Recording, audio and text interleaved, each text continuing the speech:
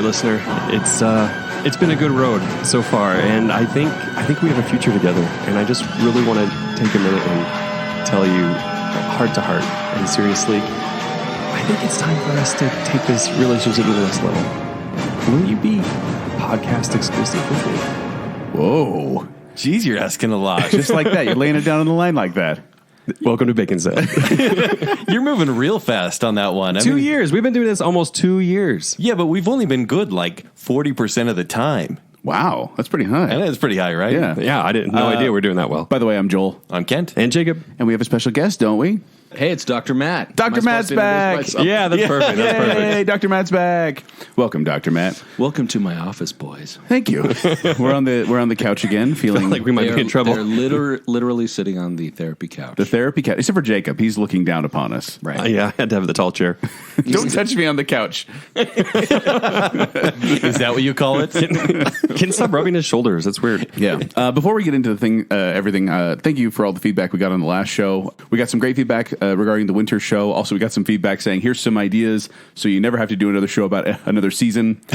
You're welcome. And we actually got some new iTunes reviews, which thank you for everyone who's given us an iTunes review. It really does help us out. Also, we lost some iTunes reviews. Well, we kind of did because Wait, what? Well, okay, so Sam from last show who gave us that awesome, really awesome long review. That No, you it guys was made fun of. amazing. It was a great review. that was the best review I've ever heard. He deleted his review. Why would he delete the best review that's And then ever been? He put a new one in, and it's a 5-star rating. Thank you, Sam, for that. And the new review is this: it's good. Don't write a long review though.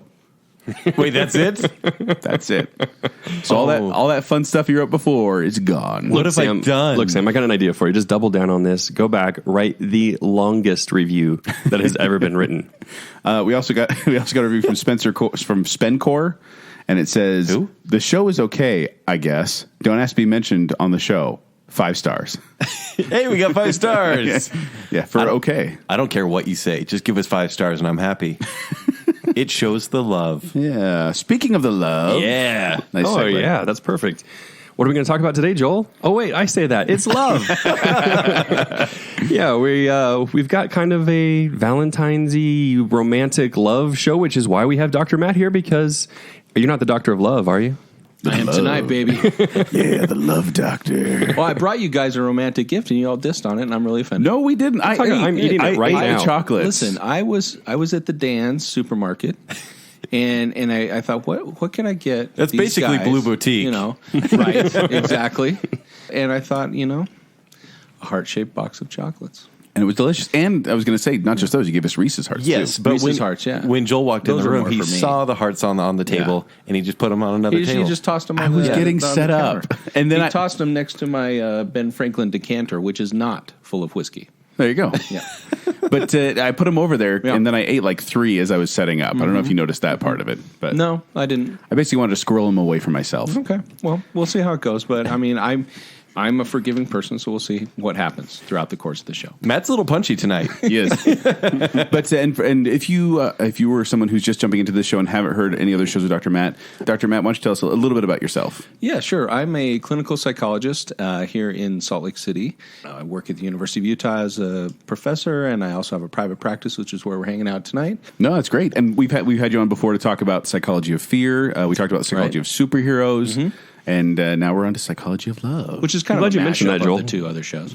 Yeah, that's I true. love superheroes. Well, technically 3 other You shows. fear 'cause them. we You split the fear other them one so into 2 much you love pieces. them. That's right. That's right. Yeah, so And technically I you've did been on 4 notice times. And so I'm really offended tonight. Actually, I don't know if I can go on.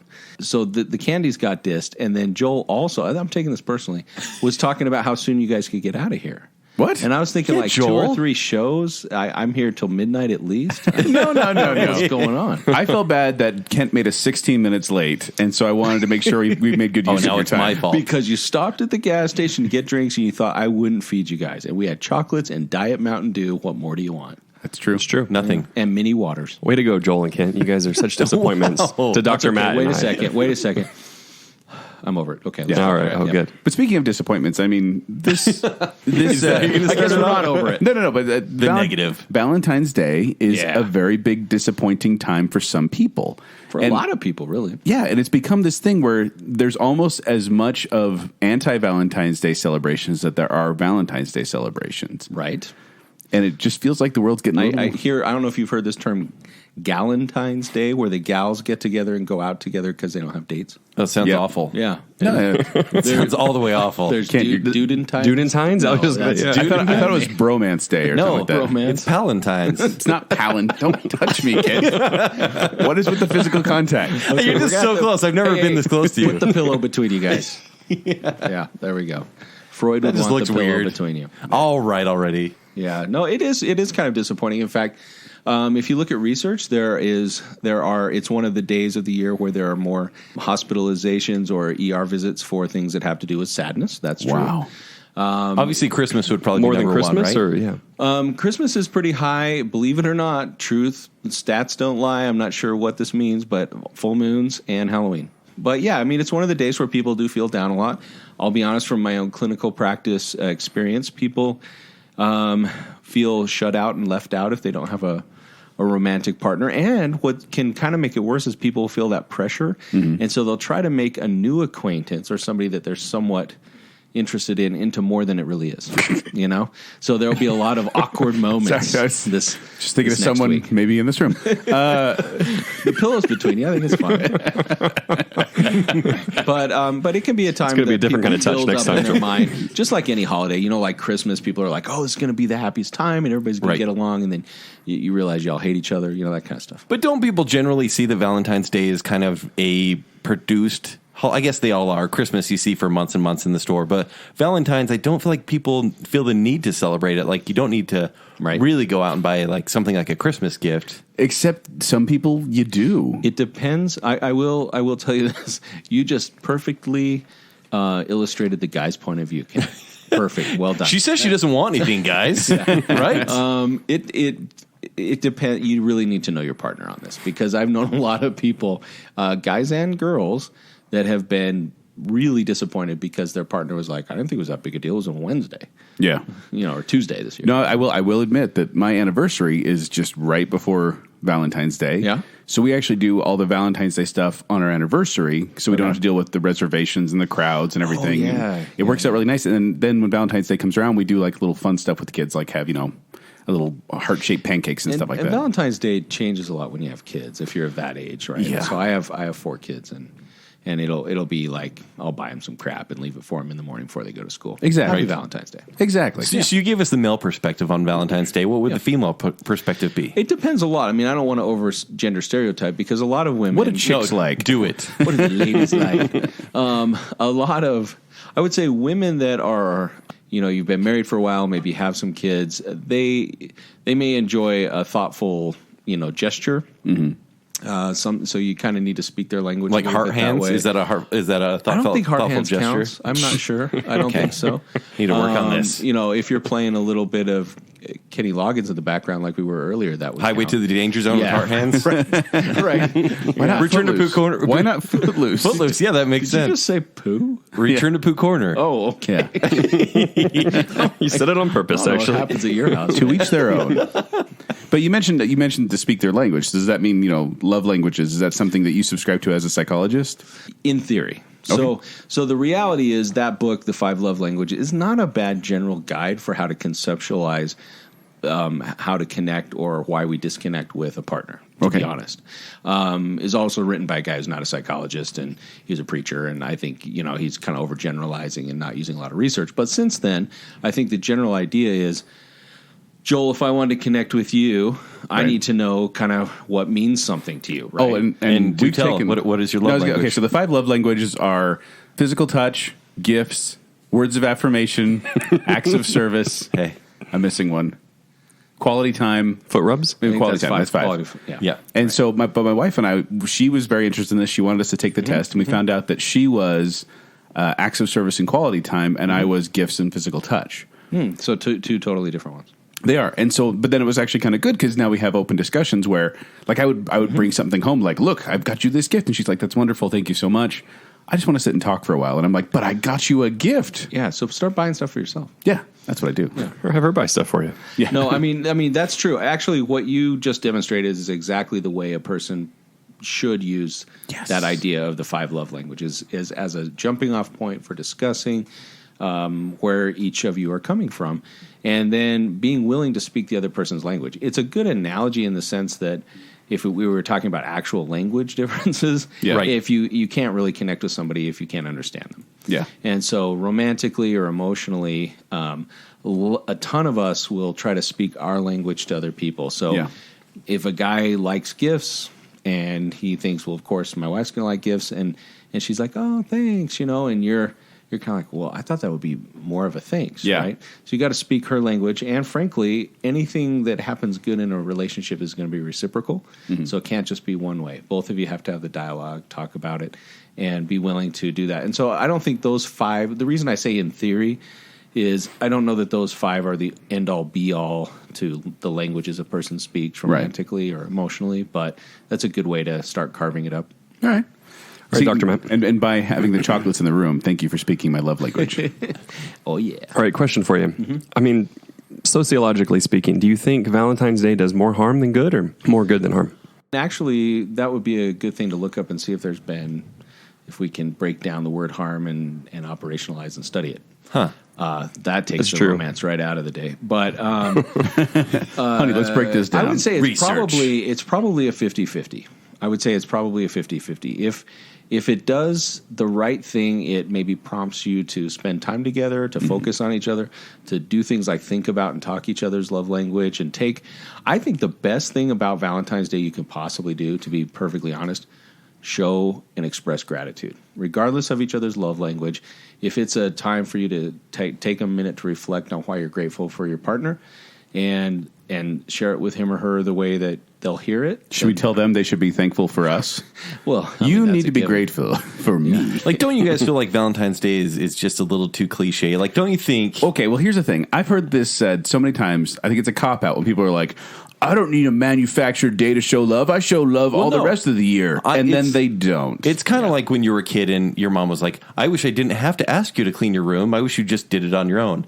It's kind of like with us. I just wish you loved me every day of the year. Last week about cleaning your room. And they laughed. It's all about like loving them every day of the year, right? Or loving each other every day of the year. And yes, there's a holiday to commemorate that. But where's the harm? Like it's like Christmas. It's like Halloween. It's a special day set apart as something different and fun. Yeah, and you get dressed up. You go out, something you wouldn't normally do, and it's already built in. And I don't know why people fight against it so much. Well, because things are much more expensive. Restaurants, like you said, are even harder to get into. It's just a busy day. We get into Chuckarama every single time. Romance. Oh, yeah. That makes me we can talk sick. about eating disorders next time. Chuck E. Cheese, empty. What? I would say the commercialization part, feeling the need. So here's where it's detrimental. I think if you feel like you have to go out and drop a lot of money on a lot of junk, so heart-shaped box of chocolates that people don't appreciate. It's almost gone. I'm just going to keep giving you a hard time because no one can see it. It's full, everybody. Like, have you actually priced out a greeting card lately? Yeah. It's ridiculous. Like, they're like $4. Yeah, they're $5. Yeah, they're at Target. crazy. Or if you go to All $1, they're $1. This chocolate's like strawberry chocolate. All right, That take one it looks easy. good. Quit chewing into the mic. That looks like the strawberry milk Kent was drinking earlier. I feel like I spoke his language. But you're right. Like even the greeting card is $5. That's all I want to spend on a gift. Who buys greeting cards? Stuff that's disposable, like stupid stuffed animals and things like that. I have a little wager with myself. So I have one daughter. She's 10, turning 11 on the 12th. So she's almost a Valentine's baby. Okay. And she loves it if I get her like a stuffed animal on Valentine's Day. But I'm guessing I got one stuffed animal left. By the time she's turning 12, I don't think she's going to care anymore. But still, I see adult men buying, like stuffed animals. Now, if that's your wife/girlfriend's love language, then you might want to rethink. If it's one of those relationship. giant teddy bears, that's kind of cool. No, it's not. It's more expensive. And no, I mean, if they really like that, that's fine. Ken's looking at me like, crap, I gotta get Right, this. I got to go to Costco right now. It's all shock and awe, Ken. Just get the big one. But I really think going back to the idea of gratitude, and you can spin that with a different word if you like, but if you really think about the person in your life that you're in love with, and you take a time out every year to... Thanks for touching me, Joel. 2 pillows. We're going to have 2 pillows. To show them gratitude, talk to them, tell them, express it. Frankly, this might be not just for the guys, but more for the guys. Take time out to really think about, instead of just saying, I love you, don't use that word as much and express what you are grateful for about them. Then it's maybe a great time of year, and if you go to dinner or whatever, that's fine. But I think the commercialization of it's pretty bogus. It's right up there with most of our holidays in America. Yeah. Right. There's very few non-commercialized holidays. I think Thanksgiving's the lone holdout there. Yeah, nobody got me anything for Groundhog's Day this year, though. What? Yeah. That's next. The greeting card section is really small for Groundhog's Day. All right. Well, we've talked a little bit about, Valentine's, but before we get into some of these other love questions, how would you, and this is kind of a stupid question that maybe only Hadaway can ask, and me, but what is love? Baby, don't hurt me. What a Don't setup. hurt me. Yeah. What I a need to terrible know setup. more. There's no way not to set him up. As soon as I say what is love, it's over. It doesn't I'm even just matter. disappointed that Kent didn't get the Yeah, Kent. head bobbing. Can't do the head bob. Oh, yeah. Head bob. That's all I'm after. Now we're See, talking. God, he's off tonight. Have a chocolate, man. So is love? Let me ask more specifically. Right? Is this a chemical thing? Is it a Dopamine and positive reinforcement. yeah? I mean, if you want to be neuroscience-y about it. Let's talk about it. I kind of do. Yeah. Well, yeah. So the truth is that there are certain regions of the brain that are activated, that are heavy in and rich in dopamine when a person is in love. So they've done studies. I can think of one at University of Stony Brook in New York, and they did a study between like when a person says, "I just met somebody, we just started dating, I'm really in love with them," and then somebody who says, I've dated my partner for 10 years, or we're married for 20 years or something. I'm really in love with them. So they're self-professed in love, and they see a picture of them. Dopamine-rich areas of the brain light up in these functional MRI studies. And so what that tells you is, and we also know that dopamine is the neurotransmitter. That's Wait, so you're saying associated it's with lighting good up in feeling. both cases, both the Twitter patient and the 20 years down the road? Mhm. Okay. Yeah, and so that's pretty cool. So is Twitter patient love then? It is neurochemically, it looks very similar, although there are other areas of the brain that light up as well. But yeah, it's very similar. Memory areas and things, and you have a more rich experience if you've been in love for 20 years versus 20 minutes. But that dopamine is kind of underlying a lot of that intense romantic feeling. Now, is that all that love is? I would say no, but you can't really have love without that. I also heard a study that when you get like a notification on social media, Facebook or Twitter, Yeah. that you also feel you get dopamine. Well, dopamine is that love? associated. Dopamine's also highly activated when you're doing cocaine. So, Oh, okay. it's that really intense, good feeling that comes. Is this from studies, clinical studies, or how? Yeah, yeah. Hold on. I got to test this out, guys. Yeah. I wondered why you guys relate. No, yeah. And so and then that's the neuroscience part, and the behavioral psychologists and such would say that a lot of love or attraction or commitment to another person has to do with positive reinforcement. When you do something for them, or you try to show love, appreciation, interest, and they Bring them chocolates, right? And they reinforce that through how they smile at you, talk to you, tone of voice, body language, then you're much more likely to have this growing and reinforced attraction. So if you're dating somebody, even just on one date in an evening, you might have hundreds of these little mini interactions that can either be reinforced or discouraged based on the other person's response. That almost sounds like a Pavlovian response, though. Yeah, that would be classical conditioning, and this is more operant conditioning. But it's more like it's a reward and punishment system versus Pavlov is kind of just pairing things together. Okay, so we could make you fall in love with the ham sandwich if we pair that them at the wouldn't right take- times. Done and done. I do love a good ham sandwich. Right, yeah, toasted.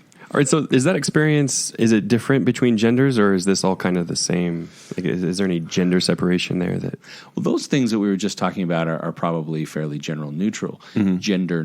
But I would say that initial attraction is definitely different for men and women. Yeah. How so? Well, men are truly more visually attracted. Like So our eyes stay at the bridge of the nose at all times. Yours might. You know what I'm saying? No, purposely. Don't look down. Don't look down. Well, and then women are more emotionally attracted, and there are evolutionary explanations for that. So it's not just that men are pervs and women have a higher, understanding of relationships. It would be from a evolutionary survival of the fittest point of view, which if you go back to times of primitive man, and you're a man and your strong drive is to have your genetics continue on after you, then you need to find a woman that can bear children. So men typically, regardless of what they say in studies, tend to be more sexually attracted to women that have a particular hip, waist, and breast comparison size. Larger, a little bit larger hips, so unlike perhaps what is portrayed in our current social media, and a little bit smaller waist. So kind of that hourglass shape tends to be overall more attractive to men, and they won't necessarily in studies even identify that. They might just be like, oh, I really liked her. This one was more attractive than the other. But when it comes right down to it, you can almost predict that with measurements. It's a biological function. Baby got back was actually this movement in philosophy. Yeah. Primitive man. It was actually translated from a cave. But then how does the evolutionary standpoint work with the emotional level for the females? Being taken care of. So a man who demonstrates to her in her way that, hey, he is large and in charge, he can take care, he's commanding, also would go back to kind of a primitive explanation that, a woman who in a, let's not all be offended, okay? So we're talking about primitive living, right. And there are saber-toothed tigers in my mind right now and woolly mammoths and things, okay? And so it's a harsh environment, and a woman is smaller by stature. She wants to find a man that's large, tough, strong, commanding, can take charge and protect her. And the man wants a woman who can also be strong and bear children and survive that process. And so we have wider hips and large and in charge men. Those poor weak people back then. I know. If they weren't strong, what did they do? Darwinism, they died. No babies. The poor short guys throughout time. Yeah. Hey, how do you explain Tom Cruise and Nicole Kidman and that kind of thing? How does that work? They squeaked through. Yeah. But that would be the explanation for initial attraction. I would say that there may be an evolutionary shift a little bit going on with that, and men are certainly being more and more conditioned to want to feel appreciated and have more of an emotional attraction. So you're saying we're getting soft? Yeah, in a way, right? But I mean, that might fit our environment better. Makes sense. But will the conditioning ever overtake the biological? If we understand genetics, then yeah, eventually it could, theoretically. Okay. But it would be a while. Yeah. I actually just thought of this as we were talking about, Tom Cruise, Nicole Kidman, and stuff like that. Yeah. Why do you think it is, and this isn't anything I brought up, this is kind of off the cuff, but yeah. Why do you think it is that so many celebrity relationships fail? Like, why is that just a common occurrence that, celebrities get together and they break up and no one seems to blink an eye at it because it's so normal? Oh, yeah. I think that the general answer for that is it's not really about love and commitment and real. It's more just overt sexual attraction. And more than anything, it's probably just about what that person can do for them. Huh. The relationship status. And so that, if you could marry Brad Pitt, then you'd be seen a lot more. Yeah. And so there is a certain level of attraction. And I'm not saying every celebrity goes into their relationship with another celebrity thinking that consciously, but I think there are a lot of other drives that might drive them, to do that. Like, unless it's Gwen Stefani, and then it would be real love for me. We have a few of those as well. Wouldn't you say it's about time as well? I mean, the fact that these celebrities don't spend time together. I mean, everyone's. Oh, I thought you were giving the slogan there. Yeah, I was, time? But the fact that they are working on movie projects or with tours other sexy, or whatnot, incredibly awesome, talented people, right? And they just don't spend time together. You're in a heavily committed relationship with this person. They're like, hey, make out with that person for hours on end. That's a good opportunity for me to plug a really boring book that I didn't write. And do it. Is it a Nicholas Sparks book? No, I did write those. I'm the ghostwriter. I knew it. Shame on you. Aaron Beck is considered one of the founders of cognitive psychology. And so a very famous person, well known. And he wrote a book called Love Is Never Enough. And in true Aaron Beck fashion, it's extremely boring. But feel free to go buy it if you want. I'll give you the Cliff Notes version. And what his basic point is, as a cognitive psychologist, is we get into loving relationships, romantic relationships, through initial attraction. So some of the things we've talked about already, and then we find out what the person's really like. And if we've made a commitment to them, then our initial love, that romantic love, is never enough to sustain a long-term happy marriage. That a marriage or a relationship actually takes work. And that's his point, is that you have to know what you're getting into. So along the lines of what you were saying, Kent, maybe two celebrities meet doing a project together, and they really are a pretty good fit for each other. They're physically attracted. They like each other. They both have obviously common interests and talents. And so they want to get married, but then they aren't ever together. They don't really have the opportunity to do the relationship development, the work that it takes to have us to sustain and develop a long-term relationship. What a lot of people don't understand is that when you get married or you engage in a commitment when you're both at a certain place in time, and then time continues on, and you change and you develop. And if you guys don't do that together, if you don't purposefully do that together, then the chances are you grow apart. Makes sense. So the combination of that with the narcissism in the celebrity case is what dooms them. Yeah. Right? Well, Yeah. I have a theory too, and it's just the fame level theory, where if a celebrity couple gets together and they're both striving to be famous, and one starts becoming much more famous than the other, they'll inevitably break up. I mean, take Gavin Rossdale and Gwen Stefani. Where in the 90s, both of them, super megastars. Right. And then as she continued to grow her fame and he did not. He's a chump. Right. He's a chump. Yeah. I feel like they broke up. Same with, I was trying to but he was cheating on her, though.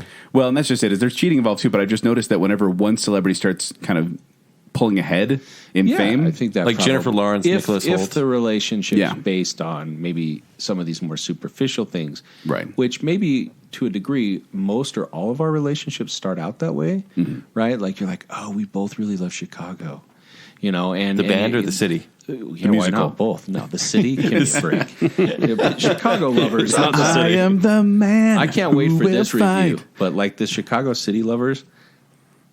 Why? It's cold.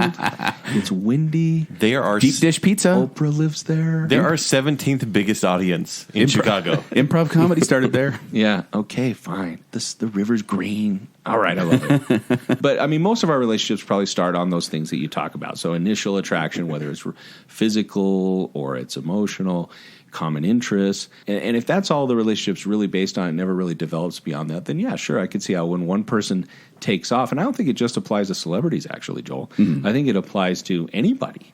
Like if two people get married when they're in college and one person goes on to develop maybe a really interesting, satisfying career where they feel important and successful, and the other person doesn't. I mean, I think that can have a similar effect. No, that makes sense. But you talked about initial meetings and the feelings that can happen there. So jumping into kind of a real topic here, I guess. Like in this day and age, how do you find people? Meaning, I mean, online dating used to be such a taboo thing and people were ashamed to do it, but now it seems so commonplace. But It really is. yeah, it's just a question of where Tinder, Bumble, you name it, Facebook. Well, okay, let's address the elephant in the room here. All right. Hey, Babar. Kent, you're dating now. Yes. I actually looked over my shoulder. you look for Babar? Why Babar? Why Babar? Because he's the only elephant I can think of a name for. Dumbo? Sorry. Yeah. But no, so Kent, you're dating. You're in the online world right now. Yes. How is it? How is it trying to find someone to date in the modern It is age? insane because I'd been out of it for 12 years. And we didn't do online dating. Like you said, it was taboo. Yeah. And so all of a sudden there are multiple apps, not just one app, multiple Well, it's apps. gone from online dating sites to apps. Yes. Yeah. And so and I haven't actually used the online dating sites because, well, I'm cheap and they cost money. There you go. Hey, ladies. Maybe yeah, exactly. I'm not willing to pay for this. But there are these sites where essentially, and back in the 90s, it was called Hot or Not. Oh, yeah. And now it's called Tinder. And Matt, I don't know if you'd like to. I don't even know about the hot. Oh, or well, not. yeah. So basically, you judge someone based on. But it wasn't no, a I dating know- site. It was, I it was mean, strictly physical. I yes. don't live in a cave. I know about Tinder. Okay, Bumble, okay. yeah. There we go. I So- talk to people about these things. Yes, you swipe left or you swipe right, Right. based on maybe a short bio, but on how they look. Basically how they look, right? Yeah. Which Again, that could go back to the just a biological very- urges. Very initial impression. And that can go for both men and women. The men would be focusing in on more physical looks, and the woman might be focusing in more on, like, does this person look like somebody that would take care of me? Or look and at then those if it's abs. Tinder, it's just like, do they look available? Yeah. Yeah. It's Yeah. pretty simple there. It's, yeah. So are would they you available say- tonight? Would you say it's more shallow? Because using Tinder, honestly, You mean dating generally more shallow, or the Yeah. app is more shallow? Everything. It's made dating more shallow because I felt kind of heartless, kind of shallow while using this app. Well, you know? I mean, you think about it though. I mean, if you go to a bar or something like that, you're really just basing it off looks anyway. You're not even seeing a profile when you look at someone. Yeah, but it's actually, I'd say, harder to talk to someone at a bar than it is through text form. Like talking to someone online, like we can be whoever we want, Yep. and they don't actually see you. Kent catfishes a lot of people. Quite a bit. So I'm a millionaire. Just letting you know. Right, no, and your Yeah. abs are amazing. Thank you. Put your shirt on, Kent. No, So, don't touch. Stop rubbing my But I shoulder. mean, would you say things are more tacky? People are less honest now? I mean, Or is nothing changed? so yes, but let's talk a little bit about the theory of it. So in theory, and I will separate between like a dating website versus an app. There's Okay. a big difference. Okay, if we go to a dating website, in theory, it's genius. A dating website is. Yeah, absolutely. Because theoretically, think about most of your friendships and relationships are based on geography, Oh, yeah. right? In fact, the three of you used to work together at the same place. Yes. Yes, geography, right? A lot that's of true. This got real. Touch his shoulder. No, we don't know each That was other. a cue I didn't for do touching. it. So that's pretty limiting, right? So if you go to a bar or even if you all go to the same university, there's 20, 30,000 people there. That's it. That's your pool. And you're never going to meet all those people anyway. And so in theory, a dating website, if people were to go on there and give an honest profile about who they are, what they are, and if the website itself knows how to tease that out, if it's based on personality profiles and things like that are genuine, and you were to now all of a sudden you have this, just the numbers work in your favor. Like you can see who you're physically attracted to. You can also see who you're, like emotionally and kind of intellectually attracted to. You have similar interests, and you can do that all in a very short period of time, and then start to actually interact with them from a distance. So it's non-threatening, and you don't have to feel any commitment. There's no financial or much less time commitment and all of that. So it's genius. The problem is people aren't as honest as they should be or could Right. be. It's really hard to even have the profiles that people fill out be not BS, Yeah. And so, and there's a lot of people that go on there just for other reasons, not for genuinely seeking a healthy, happy relationship. But the people who do, I mean, I have known people personally who have met through dating websites through this process. They felt like it was fantastic, and we skipped all of that trying to find a person at a party or a bar or at work, and all those awkward kind of unsuccessful times. I mean, it's pretty awkward online too, though, right? I mean, Why? because they're like, hi, and then they're like, hi, and like, so this is weird. Yeah. Yeah. I mean, like, I don't know. Kids, you tell me. My pickup lines were kind of weird. Online. Yeah, what did you use? Let's hear some pickup lines. They got a little freaky. No, Was that one of the lines? yeah. Let's get a little freaky. things are getting a little freaky. No, but honestly, you get to that point, you say, Okay. hi, So look, then what? If Tinder, if we matched on Tinder, a You and lady, I? a lady, If you and I- Dr. a Matt, lady, okay. Matt, if you and I matched on I do Tinder, need you to quit poking me on Facebook. people can still poke on Facebook. I Pretty think sure so. they can. Okay, Don't gross. pretend you don't know. I know it's so much fun. Yeah. But if we matched on Tinder, it would prompt one of us to talk Right. to the other person. Right, and right. granted, Talk to her. this doesn't happen a lot. But I would then talk and It's I'd like say, your friend from junior high. yeah, I would say, hey, Tinder told me I should talk to you. How's it going? You personify Tinder. And then I'd say Tinder is watching. Then that's- I personify Tinder. That'd make her feel really warm and fuzzy. No, Tinder well- said I should talk to you. You know? Well, because it's just In awkward. all I'm honesty, awkward. if a girl got you because you're just goofing around, being yourself, wouldn't that be a time saver? It would be. Yeah. Absolutely. And if she thought you were a creep, then that's probably good for her. Yeah, I should I don't probably know. take away the aviators and the mustache in the picture, but Yeah. Why? What? No. Oh, wait, it's not the 80s. I forgot. No, Right. but I'm setting it up to talk about the inherent problems with it. So obviously, All right. there are a lot. You guys are hitting it all on all cylinders. I mean, there are a lot Okay. of problems. It can be very awkward. It's disconnecting. Many people, I think of my generation, are probably more comfortable in person. But the younger you get, I mean, I actually talked to a girl earlier today. She's an adolescent. I work with a lot of teenagers and young adults, and she said, "I've never called a friend." What? I said, "Like, you've never called a friend on the phone?" She's like, "No." I Never. said, "What do you mean?" She said, "Well," I said, "Do you like not hang out with people and stuff?" She's like, "No, I hang out with people all the time." She said, "I've literally never." She's never been alive during a period of time where there weren't cell phones and texting, and so she's much more comfortable in texting. And I was joking with her. I said, "Well, we could just text back and forth during therapy," and she was like, "Really?"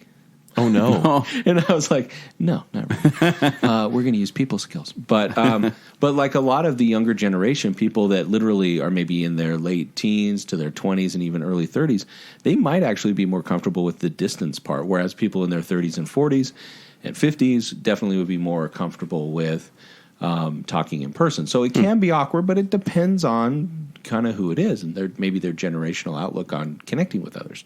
Well, and I'll be honest, I hate talking to people on the phone. Like, I don't like it, but I do it. Like, for example, I call my wife every day, and she knows I don't like to do it. Does she wants you to call But her on the phone? no, she didn't even ask, but I know that she likes to have that quality time. She likes to have, much talk. And so I'll call her during the middle of the day just to check in and see how she's doing. And it's my way of just kind that of is trying to super speak her thoughtful, language. man. Thank you. When do you find time to do that? Like just at lunch or something? On the, usually walks. I'll go to walk or something like that and give her a call. What kind of job do you have? You're walking around and stuff? You're precious, Joel. You are absolutely precious. But what I'm living saying the is, like, life. I understand not wanting to talk on the phone, but at the same time, there has to come a point when the Talking on the face-to-face phone interaction can has be to happen. inherently anxiety provoking because you don't get all the other feedback that you get when you talk in person.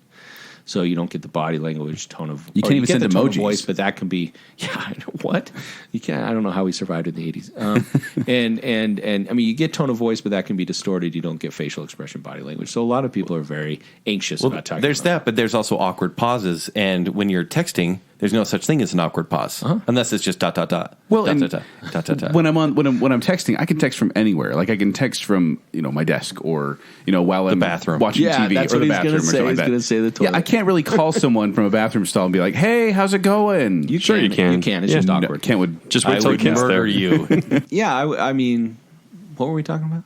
I just think phone calls in general, I understand the awkwardness of them, but Yeah. even these people who don't have these, who don't want these face-to-face interactions, I mean, eventually, if they get in a relationship, that's got to happen, right? Well, you'd think so. All right, so the people that are in this situation, that they're all digital age, digital communication, what's the best way modernly to get to know each other? I mean, I actually am a big supporter of the technology, but eventually, like Joel was saying, to have a real intimate connection, there's still the human factor. So Yeah. I think for a lot of people that are, for various reasons, inhibited, anxious, maybe super busy, the technology is a good way to start connecting with other people. Well, me and my wife, actually, when we first met, we were one of the few people in our ward that had unlimited text. And so we texted each other all the time. That's how our relationship no wonder started. You got married, unlimited text. Yeah, exactly. Great.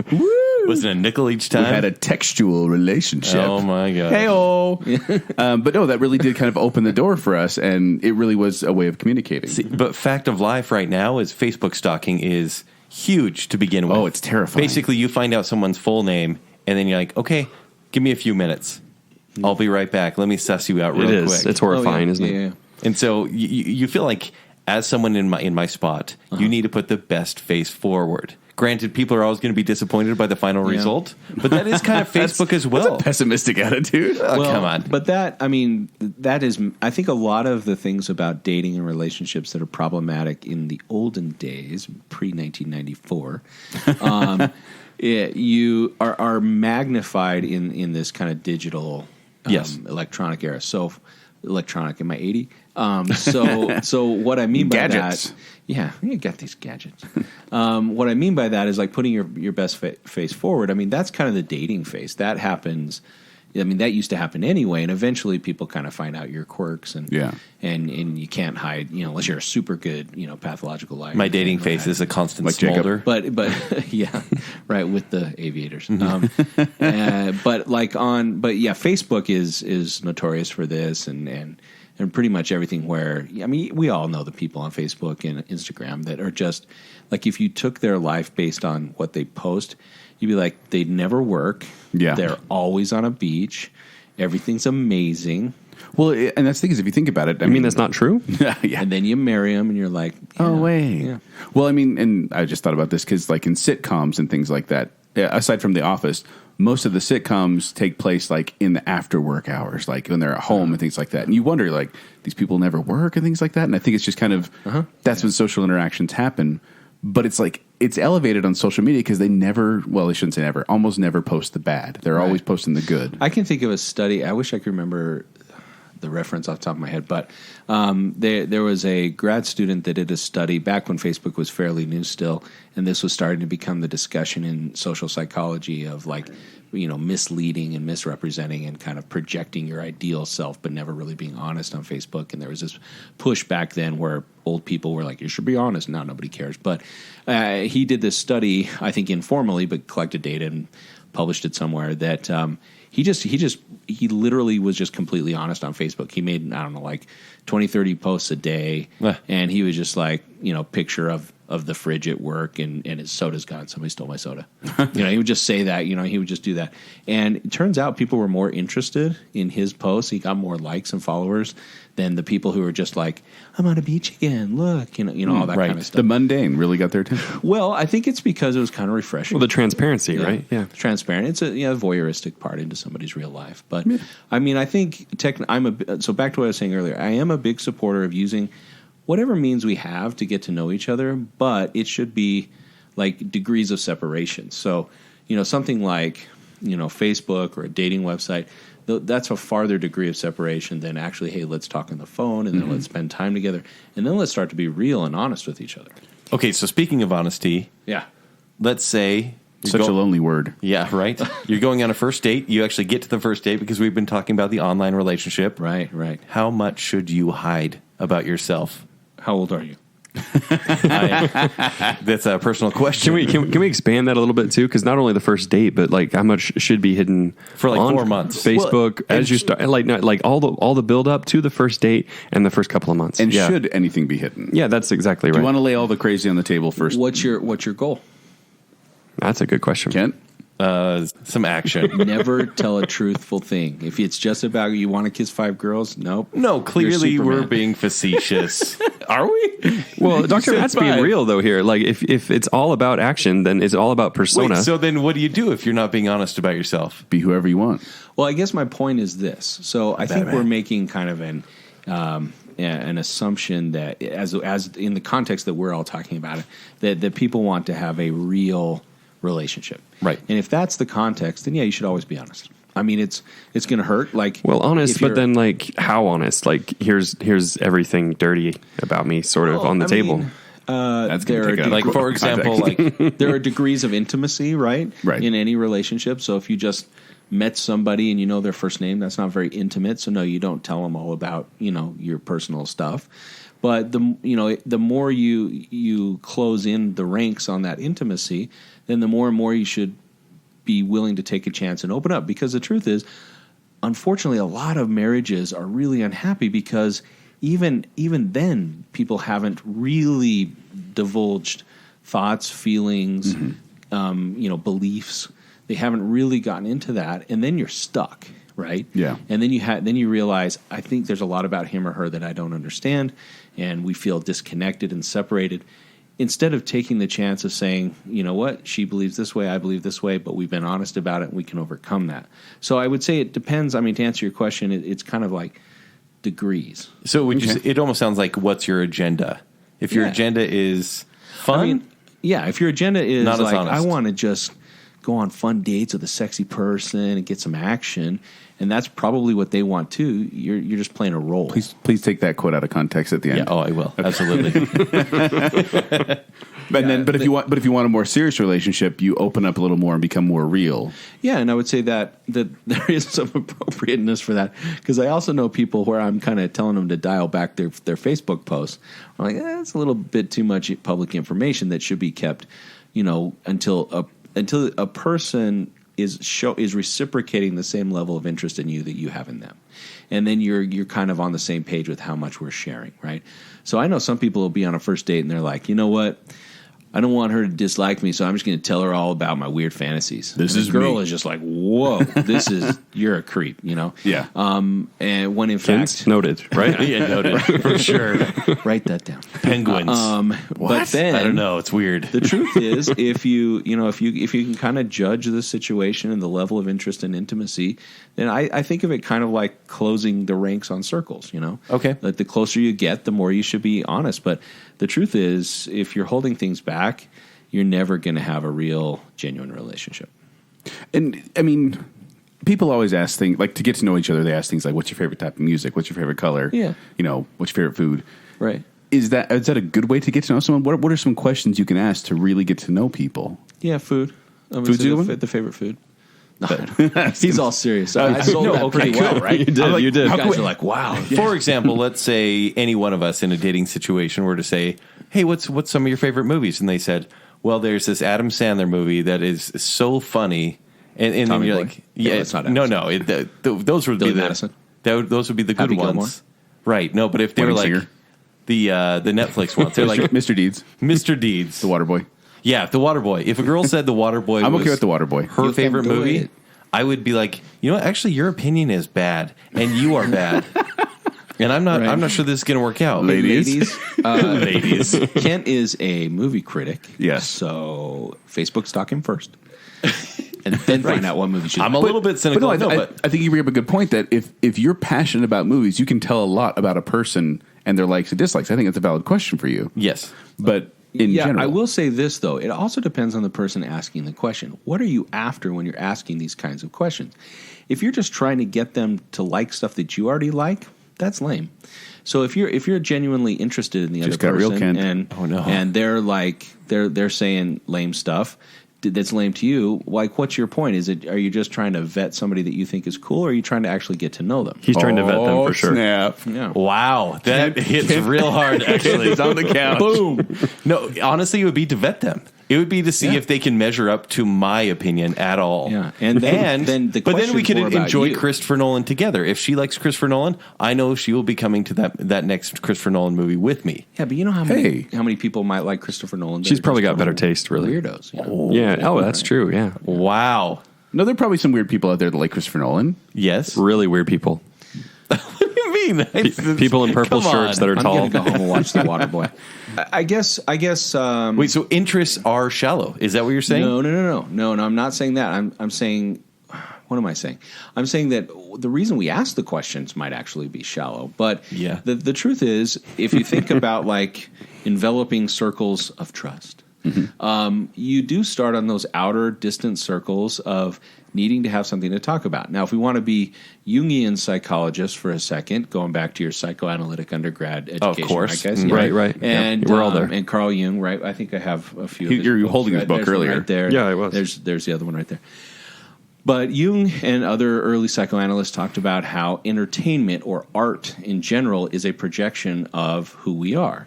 So visual art, stories, music, mythologies, whatever. So in our modern era, a lot of movies, television shows. So that's a projection of needs, wants, desires, interests. And so if you go down a list of a person's favorite books, their favorite song, their favorite movies, in a way, you probably are learning something legitimate about them. But is that where you stop? Well, hopefully not. I mean, if it's about the hookup, sure. You're just waiting for him to stop talking so you can, go in for the kiss. But if it's about relationship development, you have to think, well, I'm on that outer circle, and I kind of like what I'm hearing, or I'm intrigued by it, or I don't really like those kinds of books or movies, but I want to know why they do. And you try to talk to them about what they're getting out of it. And then if you have that same conversation every time you go out on a date, obviously you're not getting anywhere. So you're saying I should actually care? I think he's purporting sort of a selfless approach. Yeah. To Selfish? selfless. Selfless. It's a totally different word. It's a totally different It sounds word. really similar. Well, guys. yeah. And it can be. I mean, obviously, can't with you. Entertainment is a very important thing in your life. But why? Why is entertainment an important thing in your life? Getting It is. real. It is getting real. Wow, this is now. You want to lay down on the couch? Let's do this. Yeah. No. Let's I'll do this, I'll Joel. move if you lay down. It's for me. It's a lot about sharing. I feel like if someone doesn't like the same things I like, I want to share them with that person. Yes, I want to binge watch that show with you, or I would like So to it's a introduce substitute this for band to you. intimacy. Yeah, in a way. You want them to get to know you and accept you, and you're using a vehicle for that, which is the movie that you care about because you've projected your inner Ken. It's actually Buffy. into the movie. Wow. Wow. I got nothing. This is good. That's good stuff. Well, if that's the case, we're all guilty of that. Okay. Yeah, I would say we're all guilty of that. I just want to love myself. But We can put the show on pause. But I was going to say, Kent, like if if someone didn't like the same movies as you, I'm presuming though that you could get past that. Like that's something you could get past. Yes. But Dr. Matt, I was going to ask you, Or they don't like movies at all. still, I think entertainment. I think entertainment's one of those safe zones where you can disagree and it's okay. Yeah. But what are pretty common divisive topics for couples? Like Country music. That's a great question. I Joel. like classic country, like 90s country, like that kind of country. That's classic. Politics. When can politics relative. be But discussed? I mean, like politics and religion, like if you have those differences in a relationship, child rearing. how do you get past those? Those are pretty big issues. Well, again, that depends on the level of intimacy in your relationship. So the truth is, you just hit all the big ones that cause arguments between lots of people, including romantic partners. You mean right? country music? Yes. I mean, that's a special category of evil that we won't even go through. Yes. Yeah, when I said classic country and I said 90s, I realized that was that was being facetious. But Yeah. All three of those words don't match. But everyone loves Garth Brooks. Come on. Okay, so does he have to come next time? No, he does not. No, but I mean, I guess if you and your buddy from work are having a knockdown drag out about politics, that probably fits the level of intimacy in your relationship. I mean, you guys are work friends and you're talking about that. But if you and the person that you've pledged your eternal love to can't get over the fact that you see politics in America differently, then you need to really rethink, like, how deep is our relationship? Can't we take it to a deeper level of really knowing each other and therefore kind of look the other way, forgive and forget, or just understand where that person's coming from? Like, if this person's coming from a very different political or religious or spiritual view than you are, then can't you kind of try to understand why they're coming from that? What is it doing for them? Like, if a person is, I won't even get into politics, but so you know what I'm saying. You know what I'm saying? That you need to try to take it to another level, or you might have to admit our relationship is stagnated on some still kind of superficial things. Mm-hmm. Unless that person uses that vehicle of conversation like religion or politics to determine their worldview and their behavior, and then you can't really get to know them at a deeper level. Some people stop with their own self-development on that. They identify themselves as a Republican, as a Democrat, as a, whatever, Christian, Muslim, and that's who they are, and they're not really trying to get to know themselves even more, then that can be a problem too if you don't match up. Oh. Wow. So communication, basically, right? Uh-huh. Yeah, I mean, some people aren't willing to communicate or think they have already communicated. Well, and the truth is, like, I think we just got, and this is something not even related to romance or love, but I think we got to the point where you can't, like, people feel like they can't be friends if they disagree on politics, for example. Like, people are unfriending people left and right. And I know. It's an awesome war zone on Facebook. It's terrible right now. Yeah. But I think to myself, I have friends that I disagree with, and they're still my friends. Because hopefully your friendship's based on something. Exactly. It's based on something else. And even though we disagree on that topic, we both acknowledge we disagree on the topic. We move around to other things. But a lot of people these days are not even giving it that. Well, anymore. I mean, I think I'm being really tolerant that he's wearing a Trump T-shirt. I don't know. I know. Yeah, I thought that was kind of weird. I feel like I'm trying to get to know the inner Joel. It actually says tramp. Yeah. Oh, is it a tattoo? Yeah. Well played. Anyway. Yeah, no, I agree with you 100%. Well, this is actually kind of a good segue into another question we had here, which is, what are some of the most important things to discuss when you're considering marriage? Okay. Cultural throwdown right now. So we live in a culture here in Utah where people know a few simple things about each other and decide to get married because that's the culturally acceptable right thing to do, and everybody supports it. Everybody's families support it. We all know what I'm talking about. Yes, we do. And what I want to say is there ought to be more connection along these lines before you decide to get married to somebody. Because just because you both share one, granted, very important worldview, like a religious worldview, does not mean that you're a good match for each other. And one of the things that we do is we take something really important like religion or politics, and we decide, or, the band Chicago, which I kind of hate. But not the I don't city. know why I keep saying Right. that. What? Right. I love the city, though. Wait a minute. The city's awesome, though, right? Flip-flopped on this. Well, I mean, the truth is, Peter Gabriel left, and then it was just all downhill from there. And then damn Phil Collins and his hairline, I couldn't handle it. Okay, but That's Genesis. The city is great. Is that Genesis? That's Genesis. No, I'm sorry, Chicago. Those bands are all the same, right? Yeah, they are. Yeah. Listen, I grew up in the '80s. I never listened to that stuff. Oh, come on. Yeah, not on purpose. Anyway, I obviously don't know what I'm talking about if I got those two extremely different bands confused. So goals by decades. So I guess my setup to this, I'll tell you what I think the things are you ought to discuss. But the point is, people don't really sit down and discuss. I have this great friend from graduate school.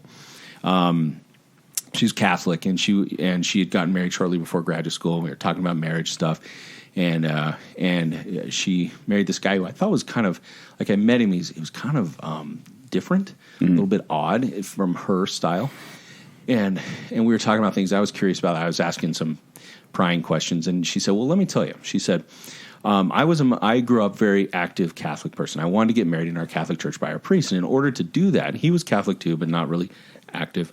And she said, in order to do that, we had to complete 12 interviews with our priest, which culminated in kind of this, all the couples went on this retreat for the weekend. It was about, relationships. Wow, that's a big deal. Yeah. And I said, wow, I never did anything like that. Tell me what you guys talked about. And she said, it was fantastic because we both really liked each other and we wanted to get married. But we actually delayed our wedding a little bit because we wanted to get on the same page as we realized these things were really, really important.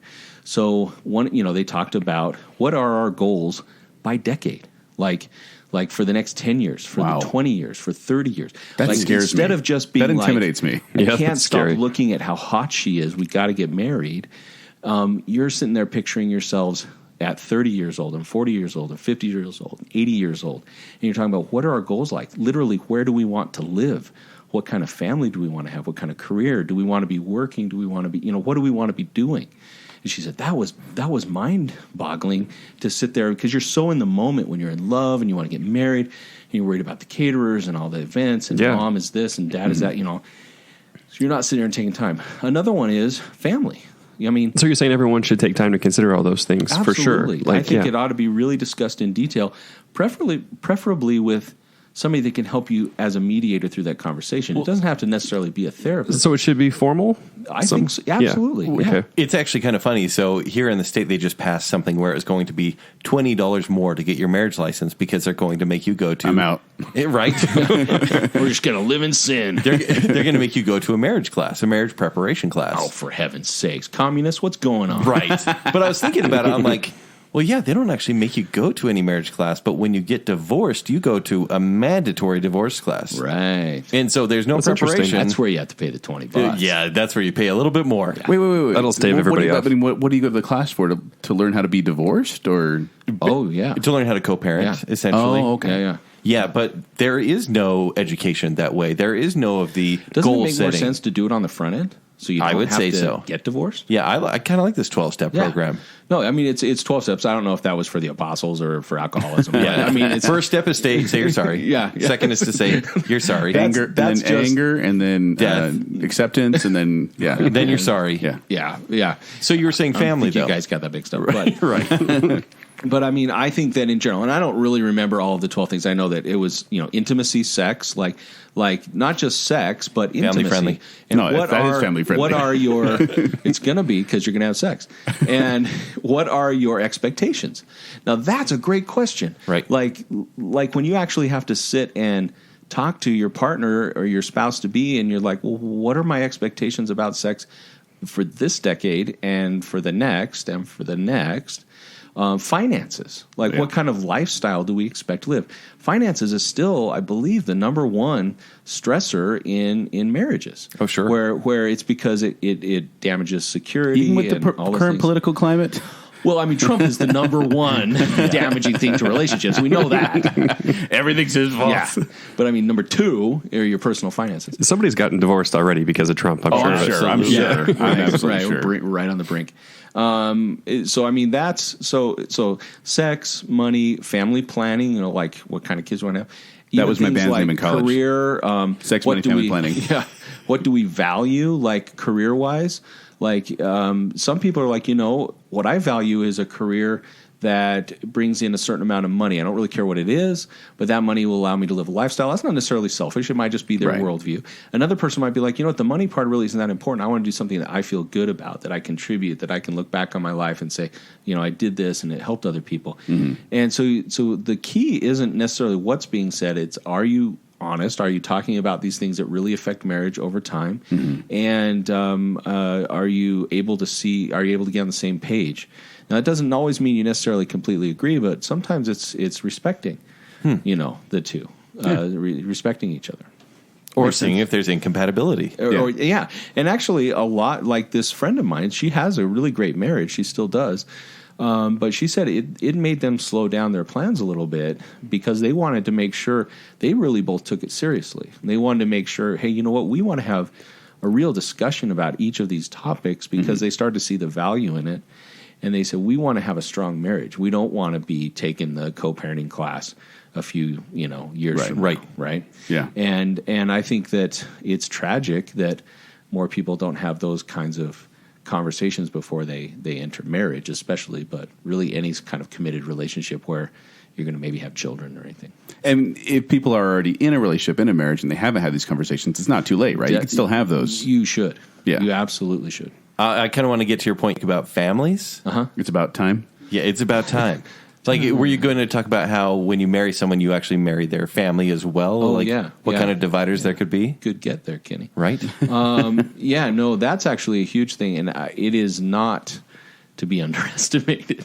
Like the truth is completely there that you not only marry their family, but you have to see your potential spouse as a product of that family. For better or for worse. What does that mean exactly? Well, that we all carry with us tendencies of the family that we come from. And a lot of our traits may be developed in opposition to things we don't like about our family. But in the end, we kind of, like, people usually get married in their young adult life, especially around here, where you're defining yourself. So you're kind of pushing boundaries, having new experiences. But then as you get older, you often sink back to comfort levels. And comfort levels, especially when you start having kids and having a career, you start going back to what your models were, and that was the family that raised you. And so if you're not constantly having conversations with your spouse, sharing goals about those sorts of things like parenting and careers and finances, then you're likely to go back to the common denominator, the least common denominator, which is the model you grew up with. And if you've had that conversation ahead of time, then what happens is you're kind of more prepared for the tendencies you might have. I'm not suggesting that tendencies from the families you were raised in are all bad. In fact, hopefully many of them are really good, but they can be quite different. I'll just do this at the risk of totally pissing off all my in-laws. So I have a nephew who is getting married, and everyone's concerned because there are a lot of major differences culturally, age-wise, family style, background. These two people could not be more opposite, and there's not really an indication that those won't be big factors. Right. But they're not willing to talk about it. Yeah, that's trouble. Yeah. Right here in River they're City. both kind of bullheaded and like, no, that's what we're doing. And, they're like, and the we family love doesn't each know how other to and- talk to them about it. It's like, well, I guess you're grown-ups, technically, but you should listen to older people. That's the funny thing about it, too, is that whenever people are in the thick of it, they don't want to listen to reason. It's because those dopamine levels, baby. Well, No, I'm I guess serious. it's kind of Yeah. like telling like a 14-year-old, you're not in love, you're 14 years old. Right. Come on, Romeo and Juliet, it's not worth it. Right. Right. That didn't turn out well. No. it And really everyone that puts that up there as a high romantic ideal, I'm like, no. It's- They were teenagers, junior high, who killed themselves because they couldn't be together. But life expectancy back then was Emo like kids. 36, so they were basically middle-aged. Well, I know we're kind of running down on time, but the truth is the conversations that we just finished talking about honestly shouldn't start when you get married. They should start, if you want to go to parenting at this point, these are conversations and expectations you ought to be instilling in your teenagers. They ought to be, as they're having their true love experiences in 8th grade. I talked to a guy the other day. Did your voice just crack? I talked to a person the other day, and he's in like 8th grade or 9th grade. And I was like, so what's new? He's like, well, I have a girlfriend. It's pretty serious. And I was like, wow, have you guys been going out for a while? He's like, yeah, actually, it's the longest relationship I've ever had. It's almost 2 months. And he was like dead serious. To him, that was like, whoa, 6 months, we'd be retired.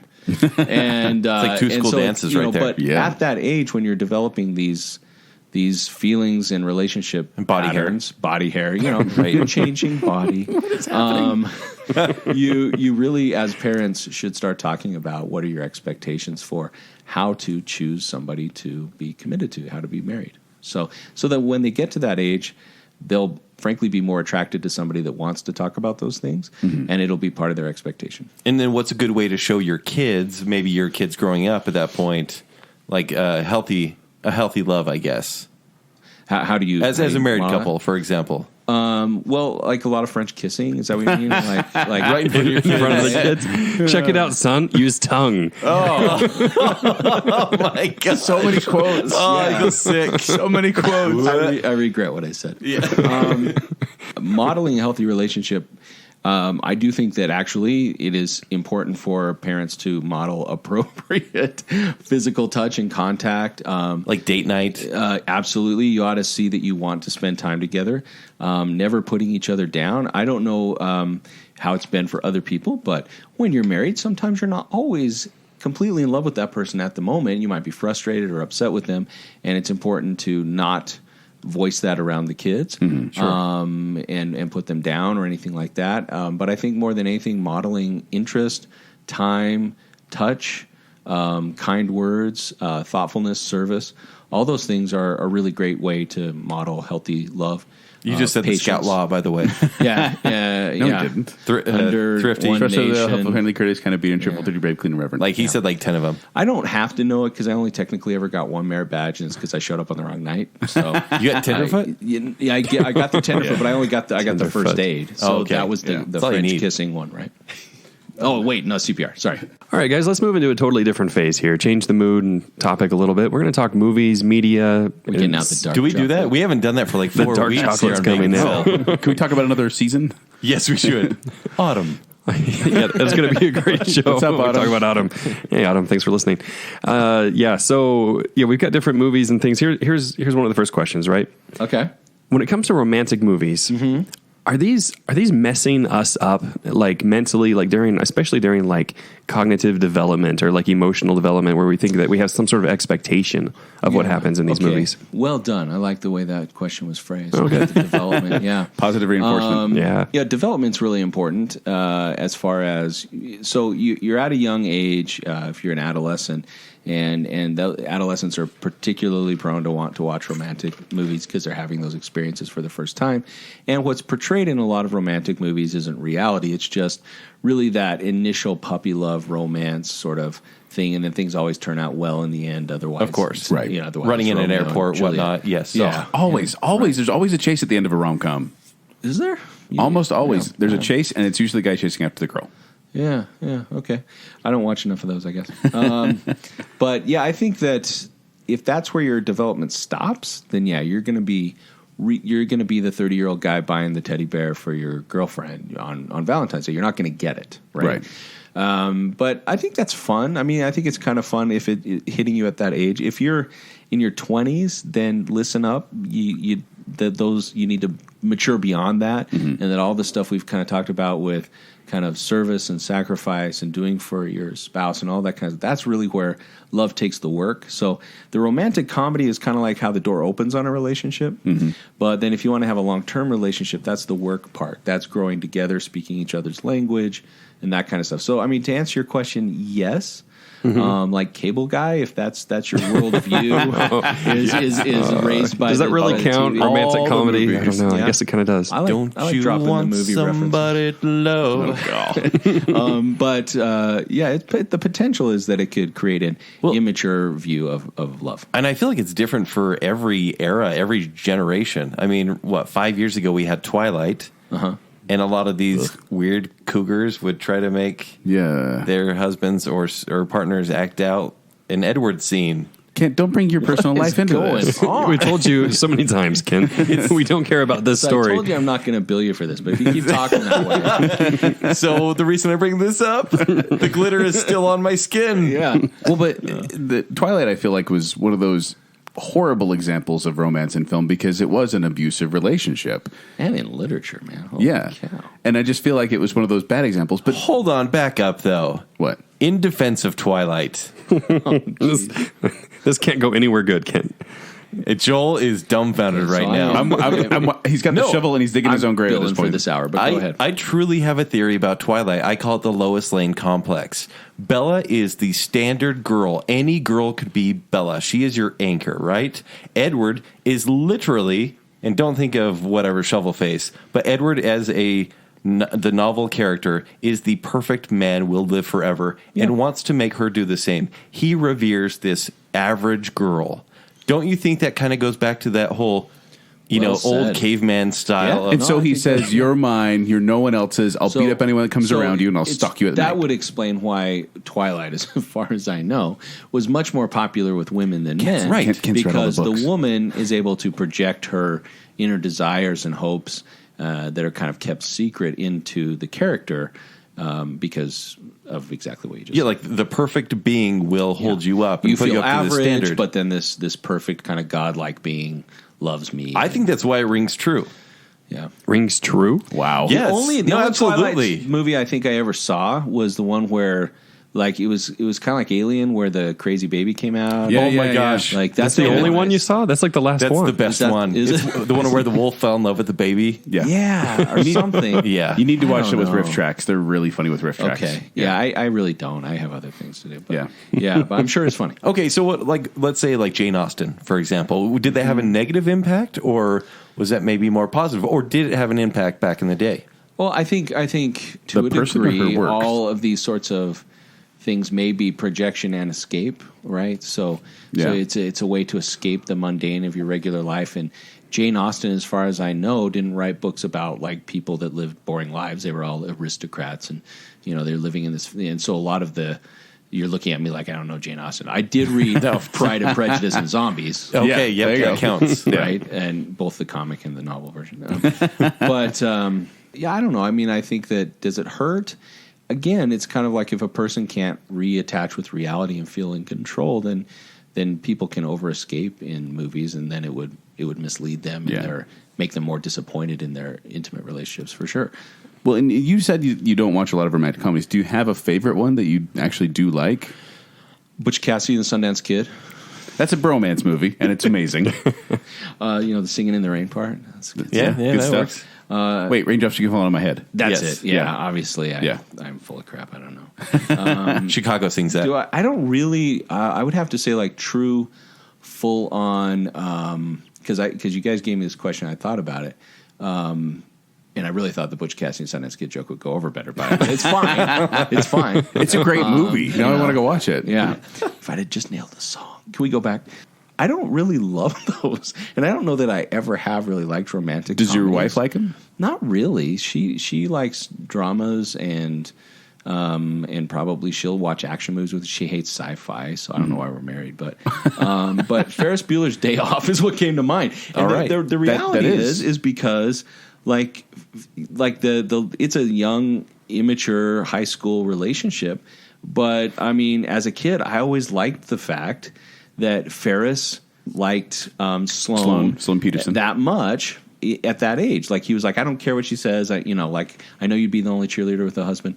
And as a kid at that age watching that movie, I was like, I want to like somebody that much. Yeah. So if that's a romantic comedy, which I think it's not necessarily, but No, but I would agree. I mean that would be something actually is that one of my from favorite movies of all time. adolescence. And I would say, yeah, I still want to like somebody that much. But it right? seems That's also cool. he has a plan too. Like he's already talking about, this is Right. where I want to be. This is where we're Yeah. going to be. So it seemed it was like a mature love in an immature setting. They're Catholic and they just finished that 12-step. Oh, sure. Exactly. Yeah, thing. exactly. Then you're green lighting them. Yeah. Huh? Yeah. All right. So in movies, what do you think, or where have you seen love is portrayed really, really well? And the opposite too. Like when have you seen like, wow, that is the worst? And maybe we already have that with our Twilight talk about.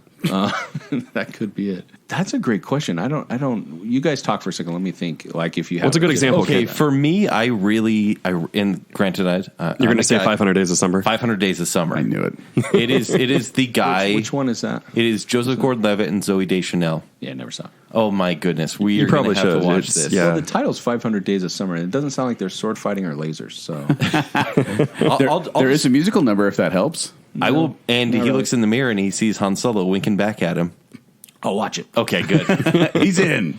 But I've always loved this movie because as the guy in this movie, it's basically this kind of, he's a pansy, right? He is the pansy of the movie, and Zoe Deschanel is kind of the strong character. Right. And he falls for her very hard, and she says, I just want to be friends. And she never changes that. She's entirely constant, but he gets more and more into it and then gets his heart broken and tries to get over her for a very long time. And I've always hated her, but then the more I watch the movie, I go, no, she was honest about this entire process. Mm-hmm. This kid just kind of got swept up in it.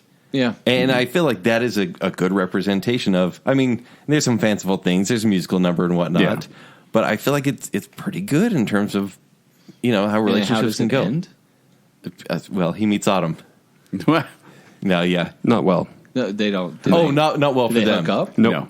Well, I mean, like they're together for 500 days. Spoiler alert, right? And this is full spoiler now, but summer's not that long though. No. Her name is Summer. Yeah. Okay. Yeah. Sorry, I should have said that. Alliteration. Mm-hmm. Yes. Yeah. What? Yeah. Anyway, they don't end up together, and she breaks his heart, and Yeah, that sucks. What kind of romantic comedy is Dude, this is what I get he's saying because it's real. La La Land, for example, it's started on that. I don't even. You've seen that one though? No, I don't. I haven't. I have it in the car. I'm so sick of people telling me I need to see La La Land. You need to see La La Land. Oh, jeez. He's gonna bring it in. Where's the TV? So La La Land, I'm not going to ruin it totally. Because I'm not going to see it, but go ahead.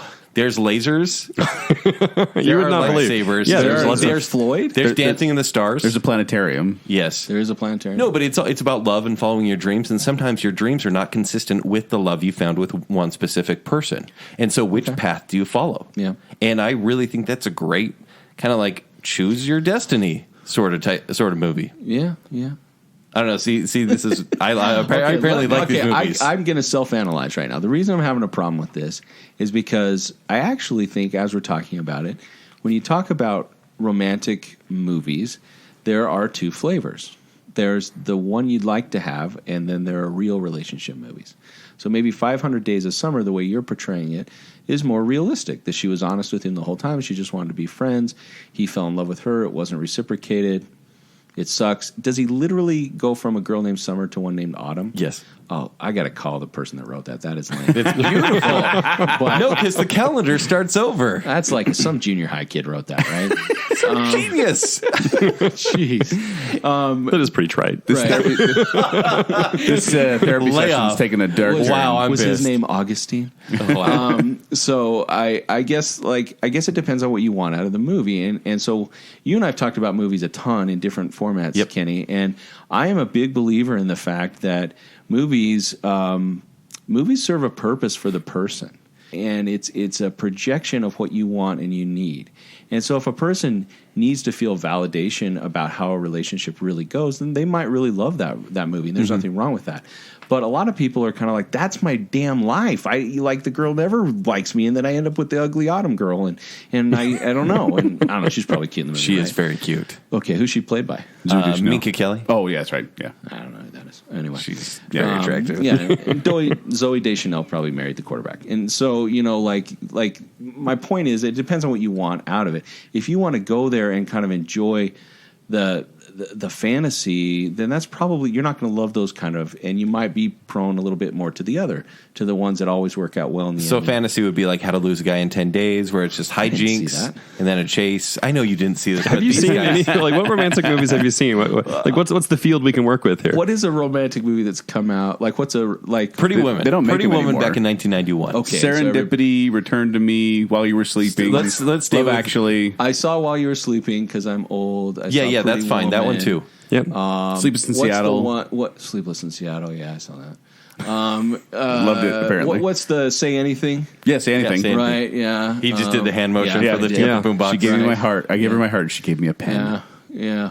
None of them work for Better you. Off Dead. Aha. Are those more fantasy movies than anything you turn off your brain? They're idealized. Okay. Right? Maybe they're idealized, but they don't have to be fantasy. I shouldn't have said that, because there are a lot of people that have very fun romantic relationships and stories about how they got together, and then they do the work to keep that going. But You never see that some movie, though. people, which one? You never see that movie of the work to keep it going. Well, there's got to be like That'd be a great movie. like Yeah. some boring movie that No, they show. if you think about it, Broadway. though, you brought up before that almost all these romantic comedies are the initial phases of a relationship. Right. And they usually start with them chasing McKay. We're going to start a relationship, but they don't get into the long-term stuff. Yeah, and I think a lot of people maybe are struggling with their relationship, and they don't want to go see the reality. They want to go see it turn out well. Do you know what one you should see? You should see About Time. About Time is great. It's It's not really a romantic comedy. It's a lot of things. It's that thing is I think I put my review as it's not a love story, it's a life story because it shows the progression of a relationship, but there's a sci-fi element Like Benjamin Button. because there's time travel. It's a bizarre mix. It's skipped really good. right over my Benjamin Time Button. travel and Margot Robbie and time travel. That's all you need to know. And Margot Robbie, so I'm in. Yep. And the time travel, and then Han Solo's in it. No, that's 500 Days of Summer. No, Han Solo isn't he like who? No, that's not. No, but the guy That's a different one. The guy is in Star Wars. There's a guy from Star who is Wars. General. No, he's the redhead guy. General Grievous? No. Oh, wow. In the new one, in General episode Grievous. 7. General Grievous isn't about time. He's just wielding 4 How did I lightsabers. miss this movie? They time Can travel. we make that movie? General Grievous, bring him back. I'd watch that. He falls in love with What's his name? Oh, It's Domino Gleeson. I can't remember his name in episode Hux 7. or something like that. General it doesn't Hux? matter. General Hux. Hux. What are you guys doing? Yeah. So I'm out now as somebody who doesn't watch romantic movies, and I bet you that's probably because my wife doesn't really love romantic movies. In fact, we broke up with this couple, I think. But for a lot of years, back when we used to do radio, remember back in those days when there were radios. For you kids that don't understand what a radio is, but look it up, Google it. But we used to go with this couple on Valentine's Day, and we'd go out to dinner together, and then the guys would go to a guy movie, and the girls would go to a romantic movie. that's a great and that's how idea. we did it. We did it every year, and for 3 or 4 years in a row, I'd go on the radio and we'd report. But this didn't work out, though, apparently. No, I think it's because my wife doesn't like romantic movies. She was like, I don't want to do this anymore. But Does she like real life romance though? Does she like those romantic she's gestures? got all the romance she can handle. I mean, does she like the romantic gestures, like the flowers and things No, like she's that? not. No, that's not her love language. Her love language is definitely more, acts of service, things like that. No, she doesn't. So it's a good cheap date. It's funny how they do that counter programming, though. Like, for example, this weekend, or really any weekend, you have like a John Wick right before Valentine's. Yeah. And maybe a Nicholas Sparks or 50 Shades movie. That same weekend, one for the ladies. How was that 50 Shades? Is that romantic? I'm recording here with you instead of seeing that movie. True story. John Wick, though, freaking awesome. Yeah. But, John Wick 2. You like that one? Oh, yeah. Seriously? When did you see that? Last night. Man. The first one's and so so good. the truth is, I'm saying, but that's the kind of movie I would want to go see. Yes. And I don't mind being kind of open. I mean, what do I do all day? I sit in my office. I talk with people. I love my job. I really do. I teach at the university. I do all these different things. I'm never shooting people and blowing things up and using lightsabers. And so that's kind of what I want when I go to a movies. I want to see Ted, kick some butt. Yeah. Right. Makes sense. You mean Keanu? Yeah. Not the kitty. He was Bill or Ted? He was Ted. Yeah, I got it. Ted. No, I'm saying because don't be dead, Grew up on dude. an Amish plantation, so he never watched Yeah. Bill and Ted. I'm just referring to John Wick. The South. He could tell us what a radio is. Okay, so maybe not romantic comedies or anything. Well, let's talk about music then. Okay. What would you consider to be the most romantic song of all time? The actual answer is probably whatever created those feelings in you when you're an adolescent. I'm sorry, you're wrong. It's Careless Whisper by Wham. It's not Careless Whisper. Given, I think we have the People magazine with George Michael out there. It's Endless Love. Endless. What? No. Yeah. No, It's Savage Garden, You've obviously. been brainwashed by Happy Gilmore. It's Endless Love. Or is that Billy actually Madison? pretty good. I get it mixed up. But I would say when you were first having romantic feelings, and that was kind of the initial drive, and you weren't actually dealing with developing real relationships. So you're a teenager, you're a young adult maybe, and whatever music you listened to at that time that was associated. So back to Pavlov, there's the connection, right? So if you were listening to Endless Love while you were dancing below the aqua-colored balloons, It was in the REM. gym. Everybody hurts. Yeah, everybody heard. Wait, that's not a romantic song at all? Then why did they play that at every junior high dance? Because it was the only slow song they had back then. Yeah. Oh, man. And, Chris Isaac, Wicked Game. We're getting to Chris Isaac in the Chicago. Is that You one? don't get to pick the music. I don't want to fall in Oh, love. man. I'm telling you, it's Careless Whisper or Wicked Game, sexiest song of all time. Wow. It's not Careless Whisper, that's for sure. Oh, come on. I guess it's Wicked Game. Okay, you need to eat some more dark chocolate. And just rethink. I'm not your saying those are life. my romantic songs. I'm saying those are Yeah, they are. objectively. Yeah, I think that it really is personal. What's romantic is probably with your memories and when you were first having those feelings and you had a crush on somebody and that music was more important. It's also who you're sharing it with, right? So, Absolutely. Yeah. Yeah. So Joel, I kind of want to know yours. Well, I think we could do a whole other show about romantic songs, so I wanted to save that. You want to save it? Yeah. All right. What a tease, man. Yeah, that's a big I know. That's it. It's like a whole show on what you're going to say. I'm not kidding. When I used to create these tapes, cassette tapes, kids, and on one side it would be all the fast songs, and on the B side it would be the slow songs. So if I was on a date, I'd flip it to B side and have just playlists of these great romantic ballads. That's exactly what I did too. I tried to explain to my kids the other day, like how many endless hours I probably spent making mixtapes. Yeah. They just looked at me like I was a total idiot. I just made a playlist right now, Dad. I made a playlist right It now. only took me like 6 hours. My Spotify's doing it by itself. I actually, awkward story really fast. Oh, whoa. Like I known my wife like a couple of days, and I'm driving her to drop her off at her apartment, and the radio's on, and the song starts playing, and it's Feel Like Making Love. Oh. Wow. Who sings that? I can't think of it suddenly. Yeah, and like, so I'm like, how long do I let this play? Right? Like, do I turn it down awkwardly? Do I just That Bad ignore Company? it? Bad company. Yeah. And so, like, partway through, and something like, I'm sorry. She's like, oh, thank heaven, turn that off. All right. So as we're rounding off here, let's wrap it up. let's get into what are some of the good and bad signs of or good signs. How am I trying to say this? Signs of a good relationship, signs of a bad relationship, and then kinda wrap it up. and then maybe some advice on handling Relationship advice. those relationships. Yeah. For strengthening relationships. I think it does go back. I mean, it sounds a little cliche, but maybe I'll try to fill it out a bit. I mean, it goes back to communication and effort over time. Like the suckiest thing about realizing reality and that everything worth doing, everything worth having takes work.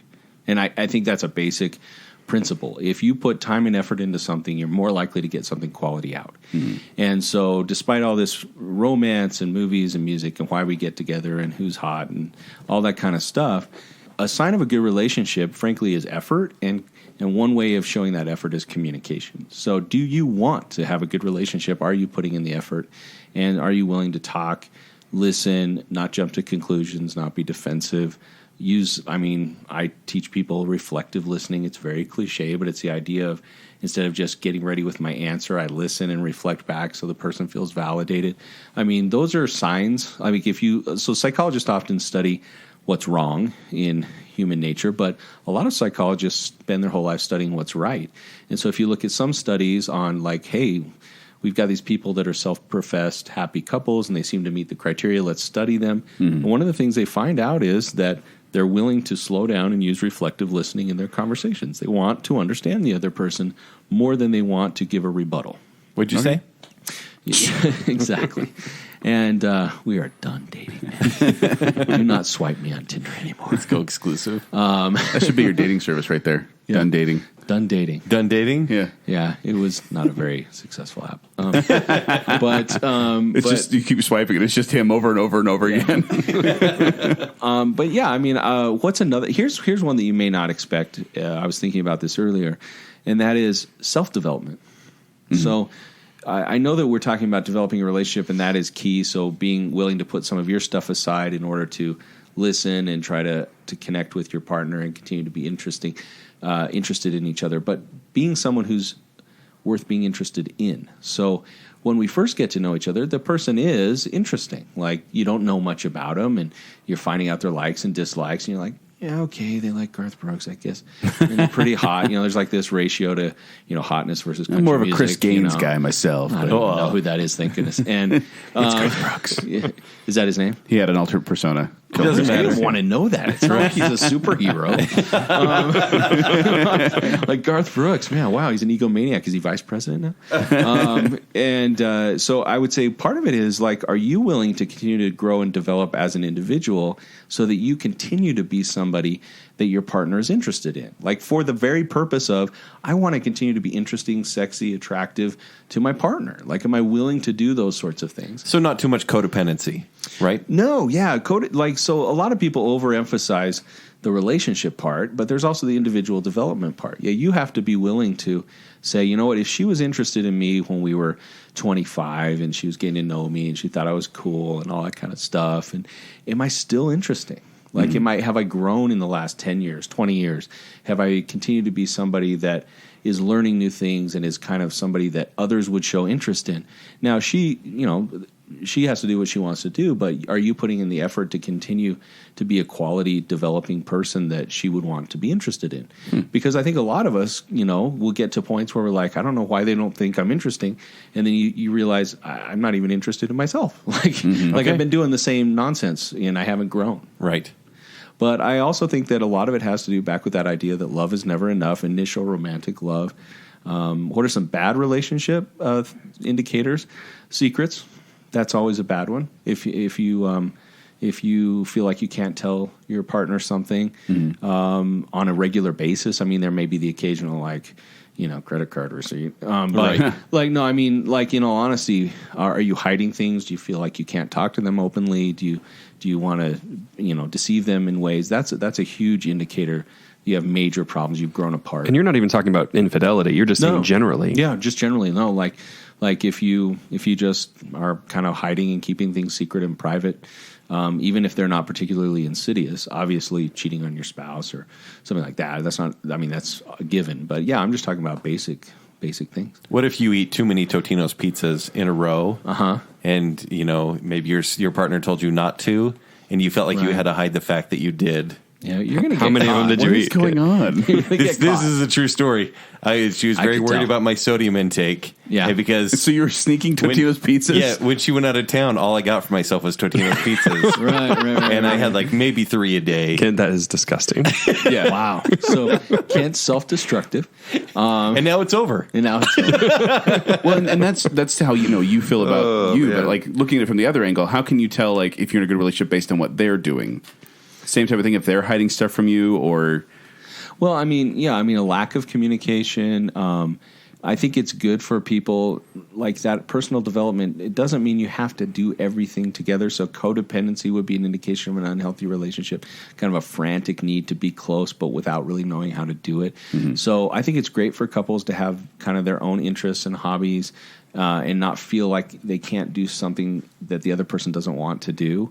I think a lot of it has to do with supporting each other in those ways. So let's say your wife is like, hey, I want to learn how to ski. And you're like, yeah, not for me. But you are fully excited in supporting her, learning how to go skiing with her friends or whatever. That would be an example of a healthy relationship. Putting pressure on the other person to do what you want all the time. I don't want to ski, so we're not going to go do that. That would be an indication of an unhealthy relationship. So, any advice to add to that? That kind of... Screaming, yelling, those are... Don't do those things. Those are great. Binge drinking.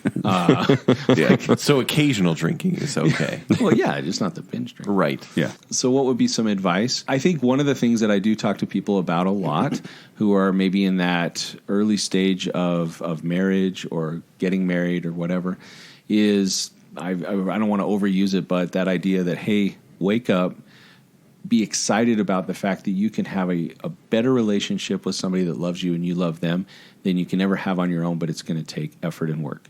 And as they grow, you're going to want to take the time to get to continue to know them and love them and be interested in them. And you need to do them the favor of doing the same thing for yourself. One of the basic things that I talk with people about all the time is communication. And one of the biggest human flaws we have when we're disagreeing with somebody is we start to dissociate. We're sort of listening to them, but we're developing our rebuttal in our mind. We're getting defensive. And so one of the best things that people can do is learn to slow down, validate the other person. Validating them doesn't mean you agree with them. I can be like, you know what, Joel, I totally get the fact that I can see you really love Garth Brooks and his alter egos and multiple personalities. And I can appreciate that. That's interesting for you. Thank you. I appreciate you standing outside the fire with me. Yeah. I don't even know what that means, thank goodness. Well, now I'm just Mr. Blue. Here are some wild horses. Wow. Is that a song? I should have invited the country music conversation here. I'm feeling lightheaded. But my point is that's validating to another person. You don't have to necessarily agree with them, and taking the time to listen, validate, and discuss, and not just be defensive. I mean that right there will get you a long way. And be honest. Yeah. A lot of dishonesty in marriage isn't about the big things. It's about the fear of repercussion. And so if you're like, you know what, hon, I ate a lot of Tostino's pizza rolls. I don't know what you're talking about. It's all the above. Totino's are like those dollar pizzas that are like Size that of a big. plate. Oh, dude. Those are great. Seriously? Really? Yeah, Don't they have like ketchup on them? probably. Basically, he wishes. Those are the extra good ones. But I mean, I think being willing to be honest, and then if you want your partner to be honest with you, you have to be less reactive, non-reactive. You have to be supportive of their honesty. You're going to hear things you don't want to hear. Right. I ate 10,000 Tostino's pizza rolls or whatever, and yeah, I mean, if you support their honesty, they're more likely to give it to you, Yeah. and vice versa. So, Okay. Good cool. advice. Is that good advice? Yeah, it's great. No, it sounds like you're saying be proactive, be honest, and then that's how to keep the Well, relationship. and we kind of started talking about the love languages, and honestly, I don't think anybody needs to go buy that book. I think if you like the idea, you can, or you can go take the course. But the basic idea is take time to get to know how the other person sees the world and be willing to interact with them that way. And if they reciprocate it, what happens over time is you start to have a shared worldview. So your language kind of becomes one, which is nice. There you go. All right. All right. So thank you, Dr. Matt, for being here thanks with for us. having me, guys. Thank you. Where can people find you? Right here in my office where I always go. If people want to get a hold of me, I'm at the University of Utah. You can look me up there. I'm also in private practice. I do have a website that needs a tweak, but mattwoolleyphd.com. Yeah. Great. Yeah. And if you want to find me, you can find me at 76Joel on Twitter, or you can find me at Quick Wits. They perform every Saturday at the Midville Performing Arts Center. For more details, go to qwcomedy.com or just go to the Quick Wits Facebook page. You can find me on Twitter and Instagram at Kenny3DD, and you can read my movie reviews at ShowtimeShowdown.com. You can find me on Twitter at Jacob A. Rogers, and you can also go find our merchandise on gumroad.com/baconsale, and also find links on Twitter and Facebook and all the rest. So go look at our And I was going to material. say, if you want to see the other Dr. Matt shows we have done, if you actually go to baconsale.com and scroll a little bit down, you'll see all the different tags for the show. If you click on Dr. Matt, it will pick up all the I have Dr. a Matt shows. tag? You have a tag. You've been Sweet. tagged. Do I have merch? No, Not yet. you don't. We should That's get a you good some merch. idea. That's a good idea. Yeah, we've got a lot of stuff. Yeah. We can have people add their faces because we generally use you in the chair. Oh, yeah. We can put people's faces, you psychoanalyzing them. Nice. Right? Personalize them. All right, that's pretty good. All right, and go rate and review us on iTunes. And until next time, this has been Love Talk with Dr. Matt.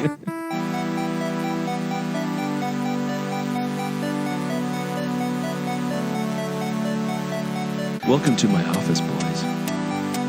Don't touch me on the couch. It's good.